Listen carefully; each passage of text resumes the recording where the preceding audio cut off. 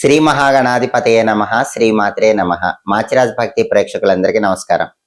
August 1వ తేదీ నుంచి ఆగస్టు 10వ తేదీ వరకు ఈ 10 రోజుల్లో మేషాది ద్వాదశ రాశులకి రాశి ఫలాలు ఏ విధంగా ఉండబోతున్నాయో, ఏ గ్రహాలు అనుకూలంగా ఉన్నాయో, ఏ గ్రహాలు వ్యతిరేకంగా ఉన్నాయో, అనుకూలించే గ్రహాల అనుకూలత పెరగటానికి, వ్యతిరేకించే గ్రహాల వ్యతిరేకత తగ్గటానికి ఎలాంటి పరిహారాలు చేసుకోవాలో, ఏ దేవీ దేవతల ఆలయ దర్శనం చేయాలో, ఏ మంత్రాలు చదువుకోవాలో, ఏ స్తోత్రాలు పఠించాలో, ఎలాంటి దానాలు ఇవ్వాలో, ద్వాదశ రాశుల వాళ్ళకి ఈ 10 రోజులు రాశి ఫలితాలు ఏ విధంగా ఉండబోతున్నాయో ఈ వీడియోలో మనం తెలుసుకుందాం. తదుపరి మకర రాశి.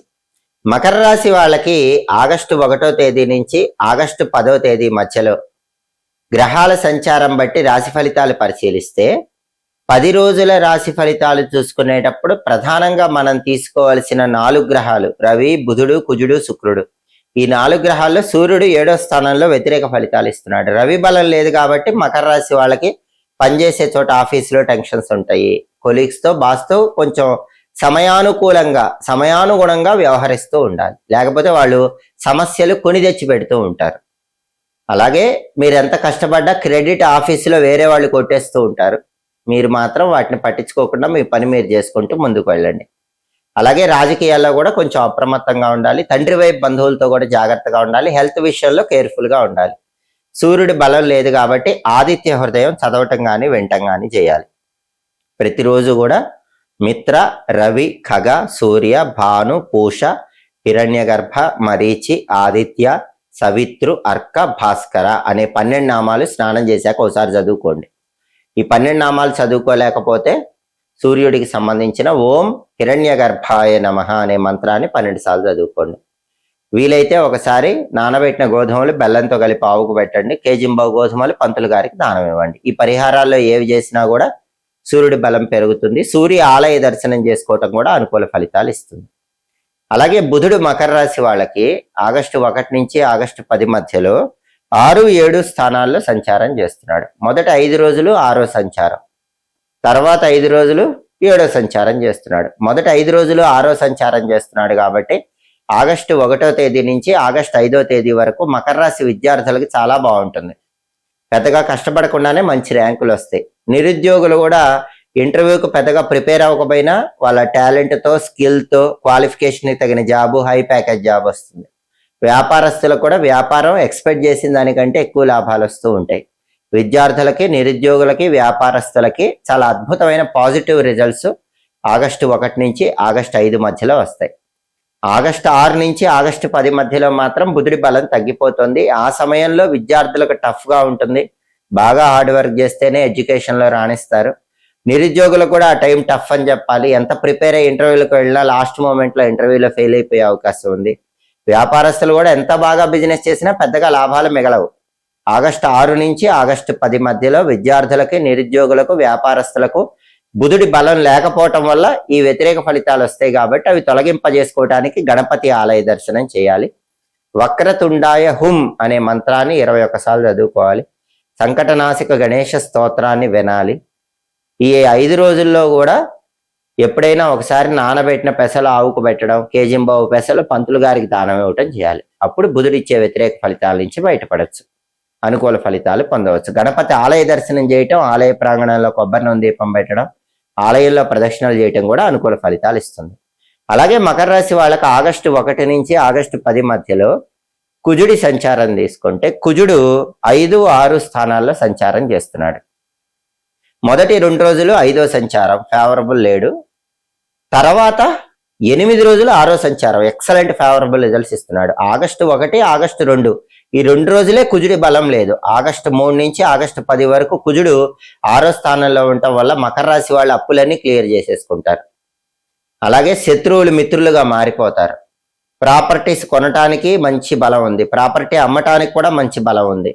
బ్రదర్స్తో ఉన్న డిస్ప్యూట్స్ క్లియర్ అయిపోయి వాళ్ళు అనుకూలంగా మారుతారు. బ్యాంక్ లోన్లు శాంక్షన్ అయ్యే యోగం ఉంది. రియల్ ఎస్టేట్లో బ్రహ్మాండమైన అనుకూల ఫలితాలు ఉంటాయి. ఇవన్నీ కూడా ఆగస్టు 3 నుంచి ఆగస్టు 10 మధ్యలో ఉంటాయి. కేవలం మొదటి 2 రోజులు ఆగస్టు 1, ఆగస్టు 2 ఈ 2 రోజుల్లోనే రియల్ ఎస్టేట్లో ప్రాబ్లమ్స్, అప్పుల వల్ల చికాకులు, బ్యాంక్ లోన్ రాకపోవటము, ప్రాపర్టీ ఇష్యూస్ ఉంటాం, బ్రదర్స్తో డిస్ప్యూట్స్ ఉంటాం మొదటి 2 రోజుల్లోనే. 3వ తేదీ నుంచి ఈ సమస్యలు ఏవి ఉండవు. ఆ మొదటి 2 రోజుల్లో కూడా ఈ సమస్యలు లేకుండా ఉండాలంటే ఒకసారి మొదటి 2 రోజుల్లో కేజీంబావు కందులు దానం ఇవ్వటం కానీ, నానబెట్టిన కందులు బెల్లంతో కలిపి ఆవుకు పెట్టడం కానీ చేయండి. ఒకసారి సుబ్రహ్మణ్య స్వామిని కానీ నరసింహస్వామిని కానీ దర్శనం చేసుకోండి. అప్పుడు 1, 2 తేదీల్లో కూడా ఎలాంటి ఇబ్బందులు ఉండవు. అలాగే మకర రాశి వాళ్ళకి శుక్రుడు 9వ స్థానంలో అనుకూల ఫలితాలు ఇస్తున్నాడు. ఆగస్టు 1 నుంచి ఆగస్టు 10 వరకు పూర్తిగా 10 రోజులు శుక్రుడు 9వ స్థానంలో ఎక్సలెంట్ గా ఉన్నాడు. 9వ స్థానంలో శుక్రుడు ఉన్నప్పుడు కార్యసిద్ధి ఏర్పడుతుంది. అనుకున్న పనులు సులభంగా పూర్తి చేస్తారు. లైఫ్ పార్ట్నర్ సపోర్ట్ బాగుంటుంది. ఆరోగ్యం బాగుంటుంది. అనారోగ్యాలన్నీ తొలగిపోతాయి.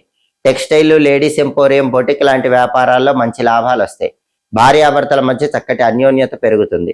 సినిమా, టీవీ రంగాల్లో, సంగీత, నాట్య రంగాల్లో కొత్త కొత్త అవకాశాలు అందిపుచ్చుకోగలుగుతారు. ఈ బెనిఫిట్స్ అన్ని కూడా 9వ స్థానంలో శుక్రుడి వల్ల ఈ 10 రోజుల్లో కూడా మకర రాశి వాళ్ళు పొందగలుగుతారు. కాబట్టి మకర రాశి వాళ్ళకి 10 రోజుల్లో శుక్రుడు ఎక్సలెంట్ గా ఫేవరబుల్ రిజల్ట్స్ ఇస్తున్నాడు. కుజుడు అయితే మొదటి 2 రోజులు తీసేస్తే 8 రోజులు ఫేవరబుల్ గా ఉన్నాడు. బుధుడు మాత్రమే 5 రోజులు యోగిస్తున్నాడు, 5 రోజులు యోగించట్లేదు. రవి మాత్రం అసలు యోగించట్ల. యోగించని గ్రహాలకు పరిహారాలు చేసుకుంటే గనక మకర రాశి వాళ్ళకి ఈ 10 రోజుల్లో వ్యతిరేక ఫలితాలన్నీ తొలగింపజేసుకొని సంపూర్ణంగా అనుకూల ఫలితాలు అందిపుచ్చుకోవచ్చు. ముఖ్యమైన కార్యనిమిత్తమై మనం బయటికి వెళ్ళేటప్పుడు పనులు విజయవంతం కావాలంటే, కార్యసిద్ధి లభించాలంటే కొన్ని ప్రత్యేకమైన సమయాలు ఉన్నప్పుడు పని మీద బయటికి వెళ్ళాలి. అలాగే ఒక్కొక్క వారం ఒక్కో దిక్కు వైపు ప్రయాణం చేయకూడదని కూడా జ్యోతిష శాస్త్ర గ్రంథాల్లో చెప్పారు. ఎప్పుడైనా పని మీద బయటికి వెళ్ళటానికి అనుకూలమైన రోజులు బుధవారం, గురువారం, శుక్రవారం అని కాలామృతం అనే గ్రంథంలో చెప్పారు. కాబట్టి ముఖ్యమైన పనులు ఉన్న వాళ్ళు ఎవరైనా సరే ఈ 3 రోజుల్లో పని మీద బయటకు వెళితే చాలా వరకు ముఖ్యమైన పనులన్నీ కూడా దిగ్విజయంగా పూర్తి చేసుకోవచ్చు. సోమవారం కూడా మంచిదే. అయితే బుధ, గురు, శుక్ర ఎక్కువ శుభ ఫలితాలను ఇస్తాయి. కాలామృతం అనే గ్రంథంలో ఏం చెప్పారంటే ఒక్కొక్క రోజు ఒక్కొక్క దిక్కు వైపు ప్రయాణం చేయకూడదని చెప్పారు. దీన్ని వారసుల దోషము అంటారు. ఎవరైనా సోమవారము, శనివారము బయటికి వెళ్ళేటప్పుడు తూర్పు వైపు ప్రయాణం చేయకూడదు. ఆదివారము, శుక్రవారం పని మీద బయటికి వెళ్ళేటప్పుడు పడమర దిక్కు వైపు ప్రయాణం చేయకూడదు. మంగళవారం, బుధవారం ఉత్తర దిక్కు వైపు ప్రయాణం చేయకూడదు. గురువారం దక్షిణం వైపు ప్రయాణం చేయకూడదు. చేస్తే పనులు తొందరగా జరగవని కాలామృతం అనే గ్రంథంలో చెప్పారు. మరి ఒకవేళ ఖచ్చితంగా ఆ దిక్కు వైపే ప్రయాణం చేయాల్సి వస్తే అప్పుడు ఏం చేయాలి? కొన్ని పదార్థాలు తిని మనం పని మీద బయటికి వెళ్ళొచ్చు, ప్రయాణం చేసుకోవచ్చు. అప్పుడు దోషం ఉండదని కూడా కాలామృతం అనే గ్రంథంలో చెప్పారు. ఎప్పుడైనా వెళ్ళకూడని దిక్కు వైపు వెళ్ళకూడని రోజుల్లో ప్రయాణం చేయవలసి వస్తే ఆ రోజు ఆదివారం అయితే నెయ్యితో చేసిన పదార్థం ఏదైనా తిని వెళ్ళాలి, లేదా 2 నెయ్యి చుక్కలు నోట్లో వేసుకొని వెళ్ళాలి. సోమవారం అయితే కొంచెం పాలు తాగి వెళ్ళాలి. మంగళవారం బెల్లం ముక్క తిని వెళ్ళాలి. బుధవారం నువ్వులు నోట్లో వేసుకుని వెళ్ళాలి. గురువారం పెరుగు తిని వెళ్ళాలి. శుక్రవారం గోధుమలు తిని వెళ్ళాలి. శనివారం మినుములు కొన్ని నోట్లో వేసుకొని లేదా మినపప్పుతో చేసిన పదార్థాలు తిని వెళ్ళాలి. ఇట్లా వారాన్ని బట్టి ఆ పదార్థం తిని గనక మనం పని మీద బయటికి వెళితే వారసుల దోషం ఉండదు. అంటే ఫలానా వారం ఫలానా దిక్కుకు ప్రయాణం చెయ్యకూడదు అని ఉన్నప్పటికీ ఆ దిక్కు వైపు వెళ్ళినా ఎలాంటి ఇబ్బందులు ఉండవు. అలాగే కొన్ని సమయాలు కూడా జ్యోతిష శాస్త్రంలో చెప్పారు. అవి చాలా అద్భుతమైన సమయాలు. అసలు కష్టసాధ్యమైన పని కూడా బ్రహ్మాండంగా సక్సెస్ అవ్వాలంటే ఆ సమయాల్లో బయటికి వెళ్ళాలి. వాటిలో మొట్టమొదటిది గోధూళి ముహూర్తం.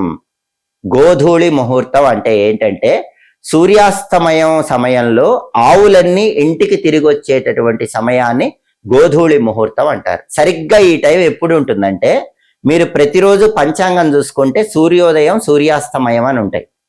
సూర్యాస్తమయానికి 12 నిమిషాల ముందు మొదలయ్యి సూర్యాస్తమయం తర్వాత 12 నిమిషాల పాటు కొనసాగే కాలాన్ని గోధూళి ముహూర్తం అంటారు. అంటే కరెక్ట్ గా సూర్యాస్తమయం ఏ టైంకి అవుతుందో ఏ రోజైనా సరే ఆ టైంకి ముందు 12 నిమిషాలు, ఆ టైంకి తర్వాత 12 నిమిషాలు, మొత్తం కలిపితే 24 నిమిషాలు. ఈ టైంని గోధూళి ముహూర్తం అంటారు. ఈ గోధూళి ముహూర్తంలో మీరు పని మీద బయటికి వెళితే మీ ప్రయాణాలు బ్రహ్మాండంగా అవుతాయి. మీ పనుల్లో కార్యసిద్ధి ఏర్పడుతుంది. అలాగే ఇంకొక అద్భుతమైన ముహూర్తం గురించి కూడా మనకి కాలామృతం అనే గ్రంథంలో చెప్పారు. అదే అభిజిత్ ముహూర్తము. అభిజిత్ ముహూర్తం అనేది ప్రతిరోజు మధ్యాహ్నం టైంలో ఉంటుంది. సరిగ్గా మధ్యాహ్నం స్టార్ట్ అవ్వటానికి 24 నిమిషాల ముందు మొదలవుతుంది. మధ్యాహ్నం స్టార్ట్ అయిన తర్వాత 24 నిమిషాలు కొనసాగుతుంది. అంటే మధ్యాహ్నానికి ముందు 24 నిమిషాలు, మధ్యాహ్నానికి తర్వాత 24 నిమిషాలు, మొత్తం 48 నిమిషాల కాలాన్ని అభిజిత్ కాలము అంటారు, అభిజిత్ ముహూర్తం అంటారు. ఈ టైంలో పని మీద బయటికి వెళ్ళినా బ్రహ్మాండంగా విజయం లభిస్తుంది. కాబట్టి గోధూళి ముహూర్తంలో కానీ అభిజిత్ ముహూర్తంలో కానీ పని మీద బయటికి వెళ్ళండి. అలాగే ఒక్కొక్కసారి ప్రయాణాలు అస్సలు చేయకూడని తిథులు ఉంటాయి. అష్టమి నవములు కష్టపు దినములు అంటారు. ఆ రోజుల్లో సహజంగా అందరూ ప్రయాణాలు చేయరు, పని మీద వెళ్ళరు. అంటే యోగం బాగుంటే మళ్ళీ ప్రయాణం చేయొచ్చు, అది వేరే విషయం. కానీ సహజంగా వెళ్ళరు. యోగం బాగున్నప్పుడు వెళ్ళినా దోషం ఉండదు. ఒకవేళ యోగం కూడా బాగోకపోతే, అష్టమి నవమి వస్తే చాలా మంది ప్రయాణం చేయరు. అలాగే ద్వాదశి దగ్ధం అంటారు, ద్వాదశి రోజు కూడా చాలా మంది ప్రయాణం చేయరు.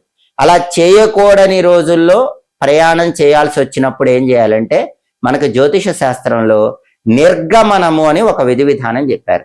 దీన్నే నిర్ఘ్యము అనే పేరుతో కూడా పిలుస్తారు. వాడుక భాషలో నెగ్యం అంటారు. నెగ్యము, నిర్గమనము, నిర్ఘ్యము అంటే అర్థం ఏంటంటే, చేయకూడని రోజుల్లో మనం ప్రయాణం చేయాల్సి వస్తే ఆ రోజుకు ఒక రోజు ముందు కానీ 2 రోజుల ముందు కానీ మనకు సంబంధించిన బట్టలు ఏవైనా మన స్నేహితుల ఇళ్లలో కానీ బంధువుల ఇళ్లలో కానీ ఉంచుతాం.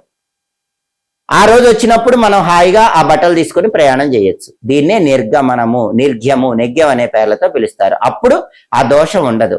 అందుకే చాలా మంది ముందే స్నేహితుల ఇళ్లలో కానీ బంధువుల ఇళ్లలో కానీ ప్రయాణం చేయటానికి ముందే బట్టలు పెట్టి వచ్చేస్తూ ఉంటారు. దీన్నే నెగ్యం పెట్టడం అంటారు. అయితే అలా వేరే వాళ్ళ ఇళ్లలో బట్టలు పెడితే మనం ఆ రోజే ప్రయాణం ప్రారంభించినట్టు అయిపోతుందని జ్యోతిష శాస్త్రంలో చెప్పారు. కానీ అలా ఇంకొకళ్ళ ఇళ్లలో మనకు సంబంధించిన బట్టలు పెట్టిన తర్వాత 3 రాత్రులు పూర్తయ్యేలోపు మనం ప్రయాణం చేయాలి. అప్పుడే ఈ నెగ్గం అనేది పనిచేస్తుంది. కేవలం బట్టలు మాత్రమే కాదు, మనకు సంబంధించిన వస్తువులు కొన్ని పెట్టచ్చని కూడా కాలామృతం అనే గ్రంథంలో చెప్పారు. కానీ చాలా మంది బట్టలే పెడతారు.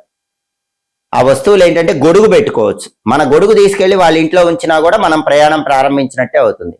మన ఇంట్లో బియ్యం కొన్ని తీసుకెళ్లి వాళ్ళ ఇంట్లో ఉంచినా కూడా మనం ప్రయాణం ప్రారంభించినట్లే అవుతుంది. కాబట్టి ఎవరైనా సరే పని మీద బయటకు వెళ్ళేటప్పుడు, ప్రయాణాలు చేసేటప్పుడు ఇలా గోధూళి ముహూర్తము అలాగే అభిజిత్ ముహూర్తం చూసుకోండి. ఇలా నెగ్గం పెట్టండి.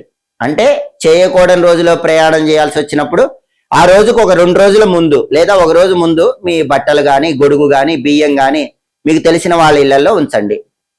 ఏ రోజు ప్రయాణం చేయాలో ఆ రోజు ప్రయాణం చేసినా మీరు ముందే ప్రయాణం చేసి వెళ్ళినట్టు అవుతుంది. అప్పుడు మీ పనులు సులభంగా పూర్తి చేసుకోవచ్చు. ఎప్పటికప్పుడు జ్యోతిష శాస్త్ర పరంగా గ్రహాల సంచారంలో వచ్చే మార్పులు తెలుసుకోవాలన్నా, దినఫలాలు తెలుసుకోవాలన్నా, 10 రోజుల ఫలితాలు తెలుసుకోవాలన్నా, మాస ఫలితాలు తెలుసుకోవాలన్నా మాచిరాజ భక్తి ఛానల్ తప్పకుండా చూడండి. మా వీడియోస్ మీకు నచ్చినట్లయితే మా ఛానల్ లైక్ చేయండి, కామెంట్ చేయండి. మా ఛానల్ వీడియోస్ 10 మంది మిత్రులకు షేర్ చేయండి. మా ఛానల్ సబ్స్క్రైబ్ చేసుకోండి. పక్కన ఉన్న బెల్ సింబల్ నొక్కటం మాత్రం మర్చిపోకండి.